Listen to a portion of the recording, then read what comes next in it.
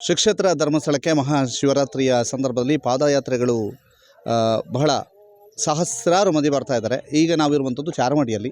ಬಹಳ ವಿಶೇಷವಾಗಿ ಚಾರ್ಮಾಡಿಯಲ್ಲಿ ಪ್ರತಿ ವರ್ಷವೂ ಕೂಡ ಇಲ್ಲಿ ಅನ್ನದಾನದ ಸೇವೆಯನ್ನು ಮಾಡ್ತಾ ಇರುವವರು ಬಸವರಾಜ್ ಅವರು, ಬೆಂಗಳೂರಿನ ಉದ್ಯಮಿ ಬಸವರಾಜ್ ಅವರು ಅನ್ನದಾನದ ಸೇವೆಯನ್ನು ಮಾಡ್ತಾಯಿದ್ದಾರೆ. ಈಗ ಅನ್ನದಾನವನ್ನು ಸ್ವೀಕರಿಸಿ ವಿರಾಮದಲ್ಲಿ ಇರುವಂತಹ ಭಕ್ತಾದಿಗಳಂತ ತಾವೆಲ್ಲರೂ ಕೂಡ ನೋಡ್ತಾ ಇದ್ದಾರೆ. ಜೊತೆಗೆ ಅನ್ನದಾನವನ್ನು ಸ್ವೀಕರಿಸ್ತಾ ಇರುವಂಥವರು ಕೂಡ ನಮ್ಮ ಜೊತೆಗಿದ್ದಾರೆ. ಸರ್, ಎಲ್ಲಿಂದ ಬಂದ್ರಿ? ಬೆಂಗಳೂರಿಂದ. ಹೇಗಿದೆ ಊಟ ಇಲ್ಲಿ? ಸೂಪರ್ ಆಗಿದೆ, ಚೆನ್ನಾಗಿದೆ. ಹೇಗಾಯಿತು ಜರ್ನಿ? ಚೆನ್ನಾಗಾಯಿತು. ಓಕೆ, ಇಲ್ಲಿ ಒಬ್ಬರು ಭಕ್ತಾದಿಯನ್ನು ಮಾತಾಡ್ತಿದ್ವಿ. ಅದರ ಜೊತೆಗೆ ಇಲ್ಲಿರುವಂಥ ವ್ಯವಸ್ಥೆಯ ಬಗ್ಗೆ ನಿಮಗೆ ತೋರಿಸ್ಬೇಕು. ಭಾಳ ವಿಶೇಷವಾಗಿ ಬರುವಂಥ ಭಕ್ತಾದಿಗಳಿಗೆ ಮಜ್ಜಿಗೆಯ ವ್ಯವಸ್ಥೆ, ಅದರ ಜೊತೆಗೆ ಮೊಸರನ್ನ, ಜೊತೆಗೆ ಅನ್ನ ಸಾಂಬಾರು ಅಲ್ವಾ, ಅನ್ನ ಸಾಂಬಾರು, ಮೊಸರನ್ನ ಮತ್ತು ಅನ್ನ ಸಾಂಬಾರು, ಇದರ ವ್ಯವಸ್ಥೆಯನ್ನು ಮಾಡಿದ್ದಾರೆ. ಬಹಳಷ್ಟು ಜನ ಬಂದು ಇಲ್ಲಿ ಊಟವನ್ನು ಸೇವನೆ ಮಾಡಿದ್ದಾರೆ. ಒಂದು ಮಹಾಶಿವರಾತ್ರಿಯ ಕಡೆಯ 2-3 ದಿವಸ ಇಲ್ಲಿ ಇಂಥದ್ದೊಂದು ಊಟದ ಸೇವೆ ಇರ್ತದೆ. ಈ ಬಗ್ಗೆ ಮಾತನಾಡೋದಕ್ಕೆ ಇದರ ಆಯೋಜಕರು ಉದ್ಯಮಿ ಬಸವರಾಜ್ ಮತ್ತು ಅವರ ಮಡದಿದ್ದಾರೆ, ಇಬ್ಬರನ್ನು ಕೂಡ ಮಾತನಾಡಿಸಬೇಕು. ಈಗ ನೀವು ಎಷ್ಟು ವರ್ಷದಿಂದ ಈ ಸೇವೆಯನ್ನು ಮಾಡ್ತಾ ಇದ್ದೀರಿ? 6ನೇ ವರ್ಷ ಸರ್. 6ನೇ ವರ್ಷ. ಈ ವರ್ಷ ಎಷ್ಟು ಸರ್, ಎಷ್ಟು ಏನೆಲ್ಲ ಮಾಡಿದಿರಿ ಸರ್? ಅನ್ನ ಸಾಂಬಾರು, ಬೆಳಗ್ಗೆ ಹೊತ್ತು ಚಿತ್ರಾನ್ನ ಮತ್ತು ರೈಸ್ ಬಾತು, ಈಗ ಮೊಸರನ್ನ ಮತ್ತು ಅನ್ನ ಸಾಂಬಾರು ಸರ್, ಮತ್ತು ಮಜ್ಜಿಗೆ. ಸರ್, ಎಷ್ಟು ದಿನದಿಂದ ಮಾಡ್ತೀರಿ? 2 ದಿನ ಸರ್, ನಿನ್ನೆ ಇವತ್ತು. ನಿನ್ನೆ ಮತ್ತು ಇವತ್ತು. ಹೌದು ಮೇಡಮ್, ಈ ಸೇವೆ ಬಗ್ಗೆ ಏನು ಹೇಳ್ತೀರಿ? ಯಾತ್ರಾರ್ಥಿಗಳು ಹೆಚ್ಚಿನ ಸಂಖ್ಯೆಯಲ್ಲಿ ಬರ್ತಾ ಇದ್ದಾರೆ ಸರ್. ಪಾಪ ಅವ್ರು ತುಂಬ ಕಷ್ಟ ಅವ್ರವರಲ್ಲಿ ದೇವ್ರ ಏನು ಕೋರಿಕೆ ಇದೆಯೋ ಗೊತ್ತಿಲ್ಲ, ಅದು ಈ ಸುಡೋ ಬಿಸಿಲಲ್ಲಿ ತುಂಬ ನಡ್ಕೊಂಬರ್ತಾರೆ. ನಡ್ಕೊಂಬಂದು ಅವ್ರು ಹೊಟ್ಟೆ ತಂಪು ಮಾಡ್ಕೊಂಡು ನಮ್ಗೇನು ನಡೆಸ್ತಾರೆ, ನಮ್ಗೆ ಅದೇ ಒಳ್ಳೇದು ಅಂತ ನಾವು ಅಂದ್ಕೊಂಡಿದ್ದೀವಿ ಸರ್. ಇವತ್ತು ಎಷ್ಟೇ ಏನೇ ಮಾಡಿದ್ರು ಏನು ನಮ್ಗೆ ಒಳ್ಳೇದಾಗಲ್ಲ. ಅನ್ನದಾನ ಮಾಡೋದ್ರಿಂದ ಅವ್ರು ತಿಂದು ನಾವೆಷ್ಟೇ ಕಷ್ಟದಲ್ಲಿದ್ರೂ ನಮಗೆ ಒಳ್ಳೇದಾಗಲಿ ಅಂತ ಅರಿಸ್ತಾರಲ್ಲ, ಅದು ನಮ್ಮನ್ನು ನಮ್ಮ ಮಕ್ಕಳನ್ನ ಕಾಪಾಡುತ್ತೆ ಅನ್ನೋ ದೃಷ್ಟಿಯಿಂದ ನಾವು ಮಾಡ್ತಾಯಿದ್ದೀವಿ ಸರ್. ನಮ್ಮ ಕೈಲಾದಷ್ಟು 6 ವರ್ಷದಿಂದ ಮಾಡ್ತಾ ಇದ್ದೀವಿ. ಬದುಕು ಹೇಗೆ ಬದಲಾಗಿದೆ ಸರ್? ಬದುಕಂದರೆ ನಿಮಗೆ ಗೊತ್ತು, ಏರುಪೇರು ಎಲ್ಲ ಜೀವನದಲ್ಲಿ ಇದ್ದೇ ಇರುತ್ತೆ, ನಡೀತಾನೆ ಇದೆ. ಬಟ್ ಅದನ್ನೆಲ್ಲ ಮೆಟ್ಟಿ ನಿಲ್ಲೋಷ್ಟು ಧೈರ್ಯ ದೇವ್ರು ಕೊಟ್ಟಿದ್ದಾನಲ್ವಾ, ಅದರಿಂದ ಇದೆ ಅನ್ಕೊಬೇಕು ಸರ್. ಇವತ್ತು ನಾವೇನೇ ಪ್ರಾಬ್ಲಮ್ಸಲ್ಲಿ ಇದ್ರೂ ದೇವ್ರು ನಮ್ಮನ್ನು ಕಾಪಾಡ್ಕೊಂಬಂದಿದ್ದಾನೆ. ನಮಗೆ ಒಂದು ಜೀವ ಏನು ಹೆಚ್ಚು ಕಮ್ಮಿ ಆಗದೆ ಇರೋ ಥರ ನಾವು ಬದುಕಿದ್ದೀವಿ ಅಂತ ಅನ್ನೋ ಕಾರಣಕ್ಕೆ ನಮ್ಗೆ ಇದೆ ಸರ್, ನಮಗೆ ಸಾಕ್ಷಿ. ನಮ್ಮ ಕೈಲಿ ಆದಷ್ಟು ನಾವು ಹೇಳ್ಕೊಳ್ಳೋಂಥದ್ದು, ಇಲ್ಲಿ ನೀವು ವೀಡಿಯೋ ಮಾಡ್ತಾಯಿದ್ದೀರಾ ನಮಗೆ ಗೊತ್ತಿಲ್ಲ, ನಾವು ಹೇಳ್ಕೊಳ್ಳೋಂಥದ್ದು ಏನಿಲ್ಲ. ನಾವು ಇಲ್ಲಿ ಮಾಡ್ತಾ ಇರೋದು ಕೂಡ ನಮ್ಮಲ್ಲೂ ಯಾರಿಗೂ ಗೊತ್ತಿಲ್ಲ ಸರ್. ಅದು ನಾವು 6 ವರ್ಷದಿಂದ ನಾವು ಮಾಡ್ತಾಯಿದ್ದೀವಿ, ಮಾಡ್ಕೊಂಡು ಹೋಗ್ತಾಯಿದ್ದೀವಿ. ನೀವು ಇಲ್ಲಿ ವೀಡಿಯೋ ಮಾಡಿ ತೋರಿಸ್ತಾ ಇರೋದ್ರಿಂದನೇ ಪಬ್ಲಿಕಲ್ಲಿ ಗೊತ್ತಾಗ್ತಾ ಇರೋದು ನಮಗೀಗ, ಬೇರೆಯವ್ರು ನೋಡಿದ್ರೆ. ಸರ್, 6 ವರ್ಷದ ಹಿಂದೆ ಹೀಗೆ ಒಂದು ಅನ್ನದಾನ ಸೇವೆ ಮಾಡಬೇಕು ಅಂತ ಅನಿಸಿದ್ದು ಯಾಕೆ ಸರ್? ಒಂದು ದಿನ ನಾವು ಇಲ್ಲಿ ಮಾಮೂಲಿ ಧರ್ಮಸ್ಥಳಕ್ಕೆ ಯಾವಾಗ ಪ್ರತಿ ವರ್ಷ ಶಿವರಾತ್ರಿಲಿ ಕೊಡ್ತೀವಿ. ಅವಾಗ ಒಂದು ರಾತ್ರಿ ನಾನು ಅವತ್ತು ಶಿವರಾತ್ರಿ ಹಿಂದಿನ ರಾತ್ರಿ ಪಾಸಾದೆ. ಸುಮಾರು ಜನ ಅವತ್ತು ನಾನು ಹೋಗ್ಬೇಕಾದ್ರೆ ಇಲ್ಲಿ ಒಂದು ಇದರಲ್ಲಿ ಯಾವುದು ಮಂಡ್ಯ ಜೊತೆ ಹೋಗಿ ನಾವು ಗಾಡಿ ನಿಲ್ಲಿಸಿದ್ವಿ.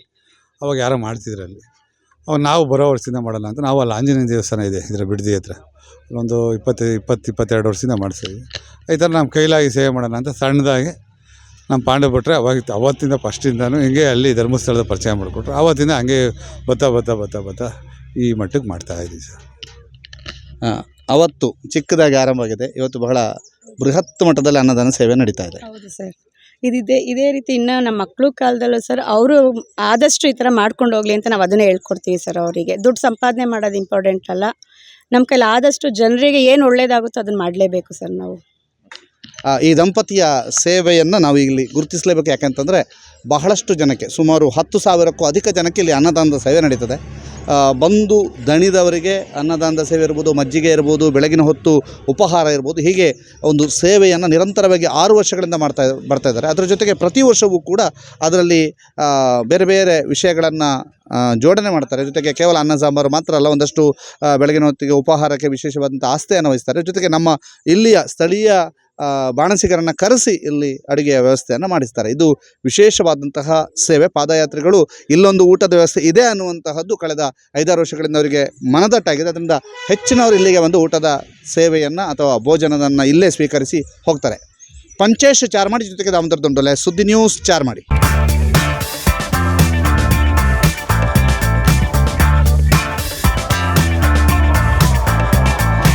ಚೇತನಾಸ್ ಬ್ಯೂಟಿ ಲಾಂಜ್, ನಿಮ್ಮೊಳಗಿನ ಸೌಂದರ್ಯದ ಅನಾವರಣದ ತಾಣ. Aesthetic spa, makeup, hair styling, salon, ಹೀಗೆ ಎಲ್ಲ ಸೌಂದರ್ಯವರ್ಧಕ ಸೇವೆಗಳು ಒಂದೇ ಸೂರಿನಡಿ. ಚೇತನಾಸ್ ಎಜುಕೇಶನಲ್ ಫೌಂಡೇಶನ್ ಮೂಲಕ ವೈವಿಧ್ಯಮಯ ಬ್ಯೂಟಿ ಕೋರ್ಸ್ಗಳು. ಮೇಕಪ್ ಆರ್ಟಿಸ್ಟ್ ಆಗಬೇಕೆಂಬ ಕನಸಿರುವವರಿಗೆ ಅತ್ಯುತ್ತಮ ಅವಕಾಶ. 2 ದಿನಗಳಿಂದ ಆರಂಭಿಸಿ 6 ತಿಂಗಳವರೆಗಿನ ವೈವಿಧ್ಯಮಯ ಬ್ಯೂಟಿ ಮೇಕಪ್ ಕೋರ್ಸ್ಗಳು. ಅಂತಾರಾಷ್ಟ್ರೀಯ ಮಟ್ಟದಲ್ಲಿ ಸೌಂದರ್ಯವರ್ಧಕ ತರಬೇತಿ ಪಡೆದಿರುವ ಚೇತನಾ ಎಸ್ ಅವರಿಂದ ನುರಿತ ತರಬೇತಿ.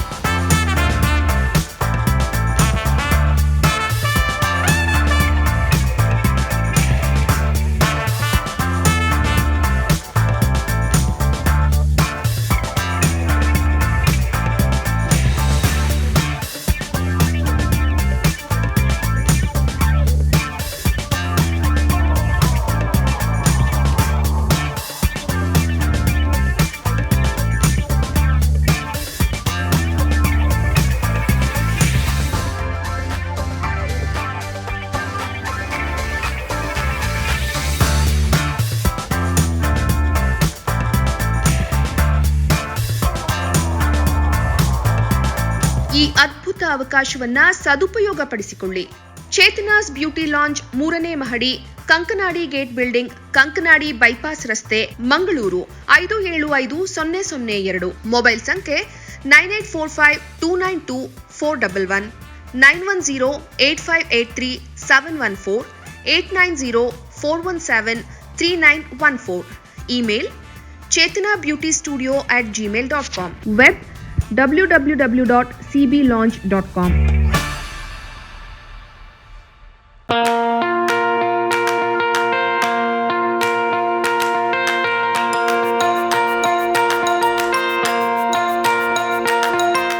Dr. M.V. Shetty Institutions, Mangaluru.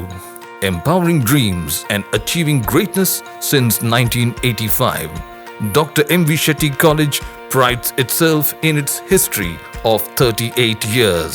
It undertook path-breaking initiatives in Indian higher education with the introduction of innovative and modern curricula, insistence on academic discipline, imparting of holistic education, and adoption of global higher education practices with the support of creative and dedicated staff. First private college in Karnataka offering diverse healthcare programs, offers you multiple of courses.